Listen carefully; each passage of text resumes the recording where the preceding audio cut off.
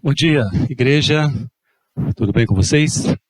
Vamos continuar então o nosso estudo, falando sobre o templo e a morada de Deus. Nós falamos no último vídeo, falando sobre o altar que era edificado com o objetivo de culto, de marcar a presença de Deus. E vamos falar hoje então sobre o tabernáculo.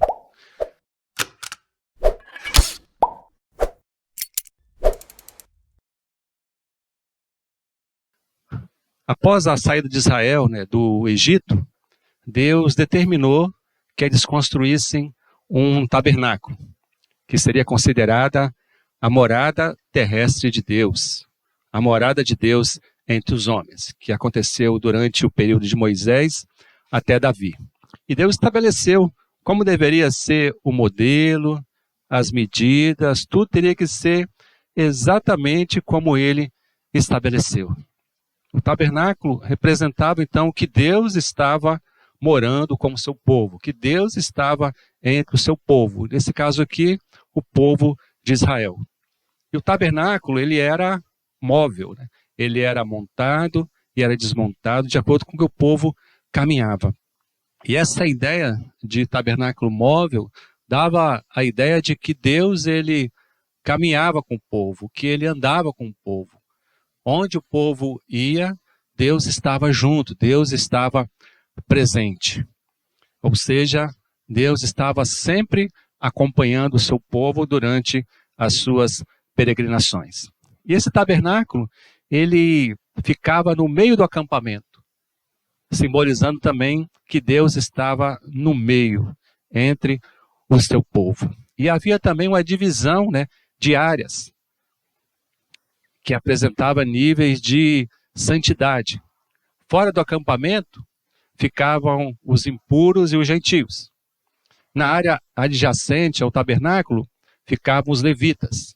E os sacerdotes, eles poderiam entrar até o lugar santo para exercer o serviço sacerdotal, onde estava o incensário, os pães da proposição, o castiçal.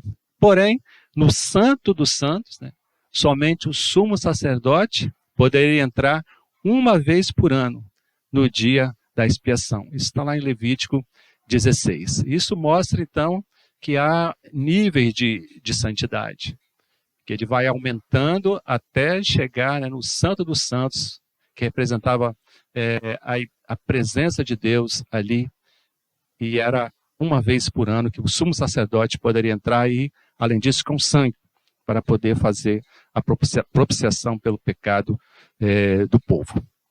Lá em Gênesis 40:35 diz que a nuvem cobria o tabernáculo, cobria a tenda, de maneira que Moisés não podia entrar, porque a glória do Senhor enchia o tabernáculo. Ou seja, a presença de Deus ali era uma coisa tão real, que a glória de Deus impedia que as pessoas pudessem entrar no santuário. E nem Moisés, entrava no santuário neste momento, porque a glória de Deus era muito real, era muito presente naquele momento. Então, começando lá com o altar, depois com o tabernáculo, e depois a construção do templo, vamos falar depois, tudo isso ocorreu devido à queda do homem. O homem, aos poucos, com o pecado, ele foi se afastando de Deus, se distanciando de Deus. Então Deus, no seu propósito, determinou que fosse estabelecido um local especial, onde ele pudesse ser buscado. E depois disso, então, no tempo de Davi, Davi manifesta o desejo de construir uma casa, um templo para Deus. Porém, Deus disse que ele não construiria, porque ele havia derramado muito sangue. E seu filho Salomão é que faria essa construção.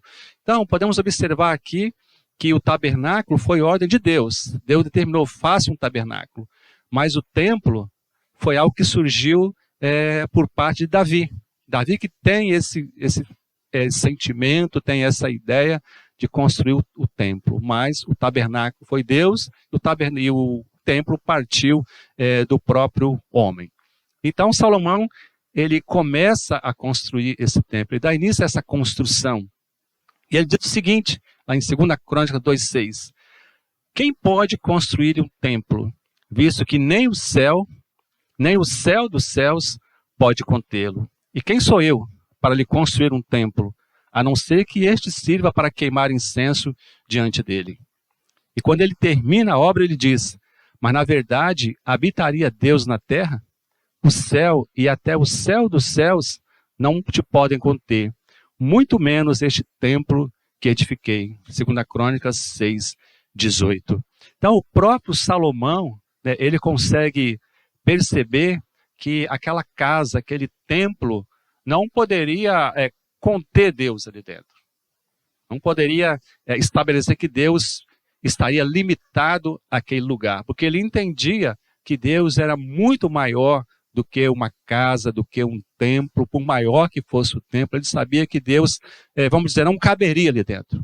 Que Deus era muito maior, era muito mais do que uma casa, do que um templo que seria construído para ele. Então Salomão consegue ter esse entendimento, ele tem essa ideia, que Deus não poderia ser contido dentro de uma casa, dentro de um templo, mas ali seria apenas um lugar onde eles invocariam a Deus, onde eles buscariam a Deus, onde ofereciam a Ele um culto, sacrifícios e ofertas, mas que Deus estava também muito além daquela casa, daquele local que foi, né, na verdade, construído para ele. E ele entendia então que ali era para oferecer holocausto, era para poder oferecer a Deus as orações, era para poder prestar um culto a Deus, mas que ele estava também muito além, né, dessa casa, muito além desse tabernáculo. Por isso que a gente diz, né, que a ideia de onde Deus mora, a casa de Deus, é uma expressão muito forte. Muita gente tem a ideia de que Deus estaria confinado naquele lugar, ou seja, que não se encontraria Deus em outro lugar, que aquele era o endereço de Deus. E a gente entende que Deus estava trabalhando com o povo de uma forma didática, até chegar a um ponto onde ele iria mostrar com clareza, né, onde ele poderia ser encontrado, onde se poderia ter um encontro com ele.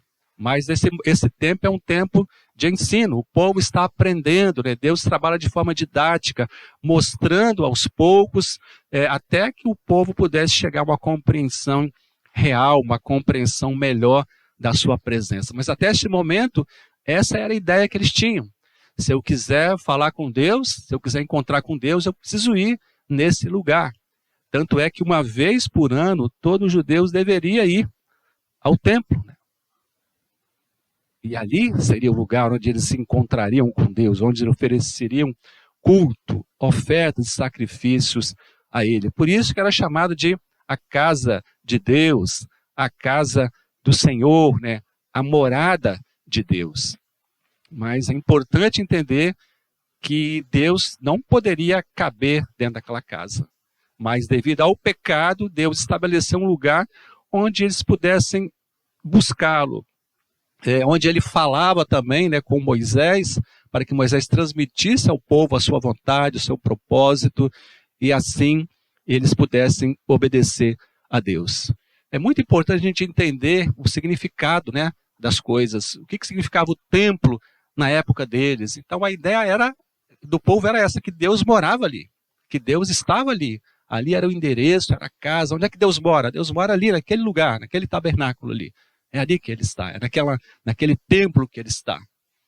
Mas com o tempo, vai havendo mais luz, a revelação vai se tornando mais progressiva, para que chegue no Novo Testamento e o povo possa perceber isso de uma maneira melhor, de uma maneira mais clara. Então, nós vamos parar nesse vídeo por aqui, e vamos falar depois, no próximo vídeo, sobre, né, essa ideia da morada de Deus no Novo Testamento, após a vida de Jesus, após sua morte e ressurreição, após a vinda do Espírito Santo, como é que nós podemos compreender hoje a ideia da morada de Deus, da casa de Deus entre os homens. Mas, até esse tempo, né, que nós vemos aqui, a ideia era realmente essa é a casa de Deus, é aqui que Deus mora. Então, queridos, que Deus abençoe a sua vida, você possa estar também lendo a sua Bíblia para poder ter o entendimento, e assim possamos prosseguir no conhecimento do nosso Senhor e Salvador Jesus Cristo. Que Deus abençoe a todos, tenham um bom dia e até o próximo vídeo, se Deus quiser.